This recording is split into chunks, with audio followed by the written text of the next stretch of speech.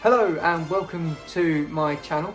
We've got some racing for you today, and we're at Laguna Seca in, it's a Porsche Cayman versus the Chevy Corvette in Group 4, but I don't think we're going to see any Corvettes at all. So it's just going to be a Cayman Cup race, basically. So it's the last slot of the night. Feeling pretty tired, but we've got good pace here, and we've just been a bit unlucky with lap 1 incidents and just being barged around a little bit. So hopefully we can get a good qualifying position here, and then look to maybe get some good points at the end of the day. So we've got James on pole with a 127.8. We're down in third place with a 127.9. which is probably about 3 or 4 tenths off what we could have done in qualifying. So a bit disappointed with that lap, but we really needed to get one in with this last race of the day. Also, we've got a GT Academy winner in Lucas Ordonez, starting 10th place in the race. So obviously a very well-established driver now, having competed in Le Mans and a number of GT championships as well. So we're starting in third place then, and that means we're on the outside of the grid. And at this track, with a standing start, there's a very, very bad place to be. And you can see James here is going to get forced wide coming through the second part of turn 1, and we've gone through okay, but then we get bumped from the left hand side, end up on the sand, but don't lose too much time there. Unfortunately, we've got the inside line for the next corner, so we have dropped down 2 places, which is going to give us a bit of work to do, but we haven't lost too much time. You were barged a bit, but we've survived. That's the main thing.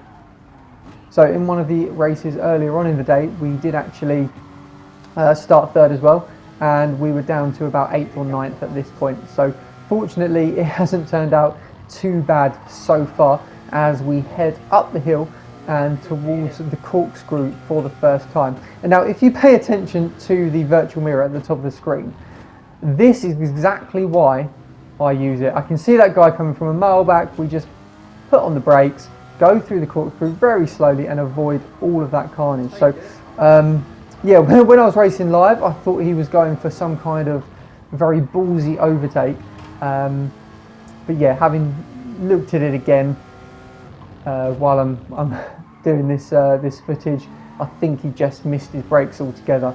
So yeah, very unfortunate for I think it was the French driver who was just ahead of me. But fortunately, that does mean we're up to P4 now. Push. But we have a bit of work to do to make up that gap up to the 3 cars ahead. And we're also coming under a bit of pressure going into turn 1 from the car behind. So as we come out of the first corner then, we look to the left for our brake marker, and it's been completely destroyed. There's no brake markers that. And then coming into the right-hander here, we just go a little bit wide, but fortunately we don't end up sending ourselves into a spin. So we live to fight on another lap, and just a little wiggle there to try and get any dirt off my tyres if there was any, but fortunately we didn't actually lose any grip at all there. So coming up the hill, trying to avoid that sausage on the inside and then the sand on the outside there. That's really, to be honest, the most ballsy corner of the track. Everyone, you know, or the corkscrew is the most famous corner at Laguna Seca, but that corner leading up to it is definitely the scariest and the most dangerous, really. So we cross the line to finish lap 2 and begin lap 3, and we set the fastest lap of the race so far, which means that we are catching up with the drivers just up ahead then. So the fastest lap despite plebbing it. So yeah, we did set the fastest lap while plebbing it on the lap before then, and looking at the mirror towards the car behind, and we're very, very close to breaking the slipstream. So what I'm doing here is adjusting the brake balance rearwards 1 more, from 1 to 2, and the reason we're doing that is that will help to save the front tyres as we go deeper into this race. So for me, 1 towards the rear was the fastest in qualifying, and I wanted to use it at the start of the race, and then moving it back to 2 at the rear will just help with the front tyre wear a little bit, which is very, very important for this track. You really want the front tyres to grip and help you rotate the car as we start to deal with the tyre wear. Obviously it's a 15 lap race and we're going to be using this set of racing hard tyres for the whole race. As we see P3 there, the Italian driver up ahead, getting a bit wobbly going through the S section towards the end of the lap, and then as we come around the final corner we get a much better exit than him, and it's going to put us in position to perhaps go for a move as we look down into turn 1 as we begin lap 4 then. So we're probably a little bit too far back, but we're going to put our car towards the inside just to see what happens, but the Italian driver does sort of turn in as normal, so there's no chance of getting past there. But it's very, very good that we've been able to catch up to this car quickly whilst dropping the car behind a little bit as well. So now that there's a gap forming in front of the Italian driver, it's really, really important for us that we try to get past him as quick as we can so that we don't lose too much time to the first two drivers, because we want to be in contention for the win towards the end of the race if we can. So on lap 5 then, again, still not quite close enough to go for that move on the driver ahead, and yeah, you can see the two ahead are pulling away even further. They're 2.3, 2.4 now ahead, the leader. So yeah, it's getting to the point where we really, really need to get past this guy before we start to lose contention to the win of the race, basically. Looking to the inside again then to see if we can force him into an error, but he manages to do that corner absolutely fine. And then we're quite close to him as we come up to the scariest corner on the track. We just clip the sausage there a little bit and have to lift off, and we get away with it. We don't lose the car, but you can see that the driver behind has got a run on us, but he's on the outside, and then we managed to just about hold him off. Fortunately, we absolutely nail it through the corkscrew and keep hold of that position. And again, you'll see the driver up ahead has not really actually gained too much time on us there, and we get a very good exit through that right hander there. And yeah, we're going to have the slipstream again coming on to the start finish straight as we look to begin lap number 6 in this race. Right, he's really holding us up now. So yeah, we do need to get past him quite quickly because the pace is quite slow. We're about a second slower on that lap. Obviously we did lose a little bit of time with the mistake, but yeah, our pace is quite a lot slower at the moment than what we're capable of in this race. So we do really need to get past him as quick as we can. And last lap at this point we were 2.4 behind the leader, and now we've lost about half a second to the leaders. And as we come into this right hander though, he hits the sausage curb. There we go, there's our opportunity. So we've just been given a little bit of luck there, and that has moved us up into P3 and a podium position, and now it's going to be really, really important to push on and gain some time back. We've lost about a second to the leader those last couple of laps. So we're going to jump forwards then to the start of lap 9, and you can see the gap up to the car ahead is 1.6 at this moment. But as the two ahead go into turn 1, you can see there's a change of position, and that's going to really help us because all the time they're battling, that's going to slow them down and enable us to start to close that gap and get involved with the race for the lead. They're not racing particularly smart. So the reason they're not racing particularly smart is that all the time you're battling, you are going to be losing time to the cars behind. So at the moment where they are battling, they're going to make this quickly turn from a 2-horse race for the lead of the race into a 3-horse race as I catch up with them. Ooh, this is a good race. 5 laps to go.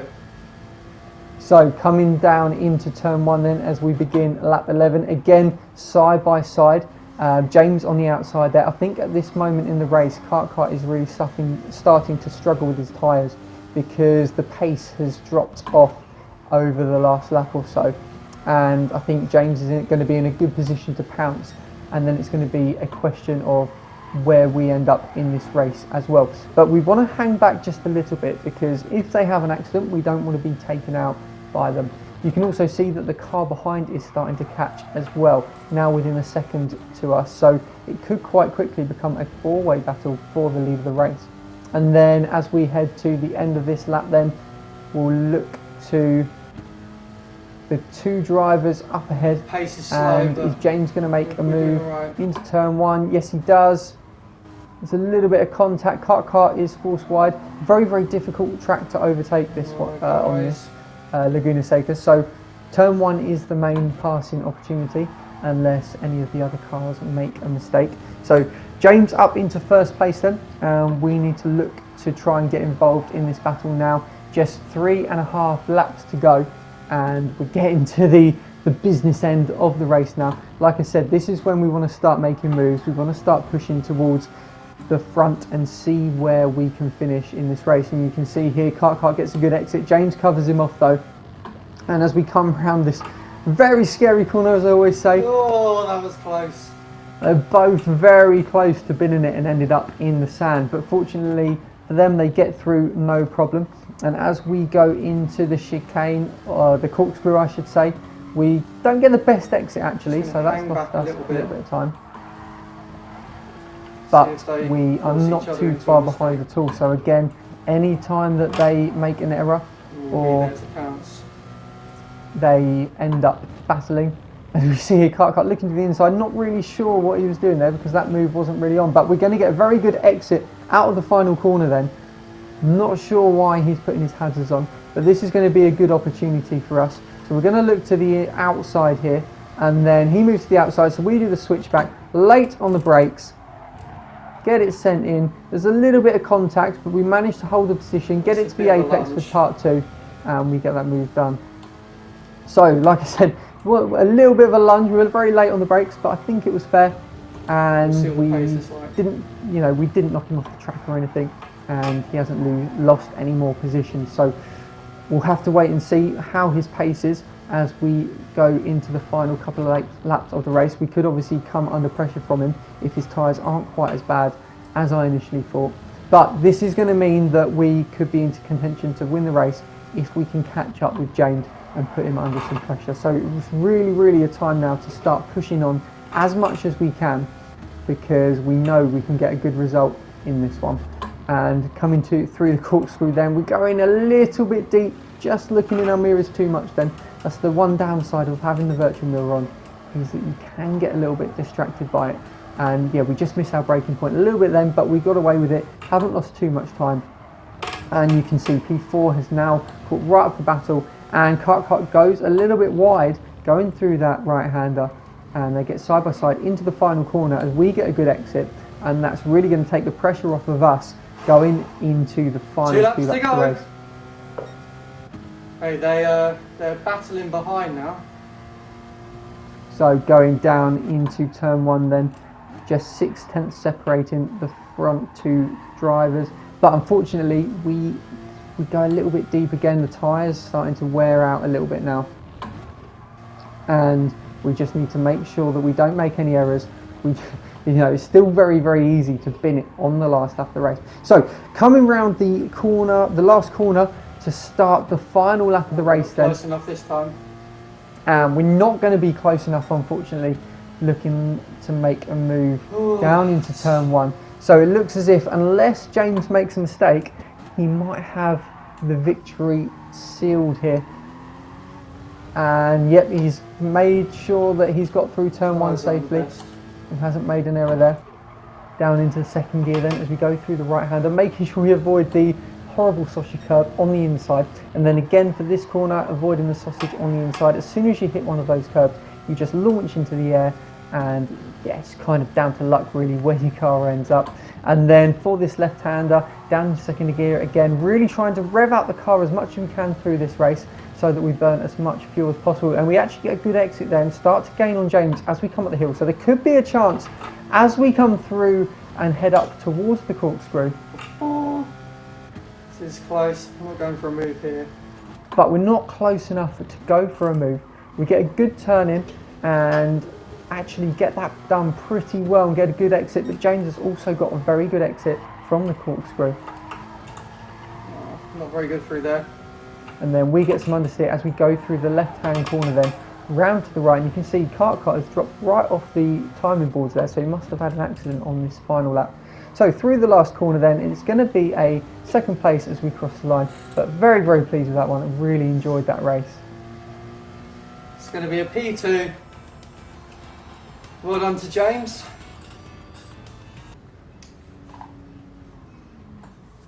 Cool. So that was worth staying up for.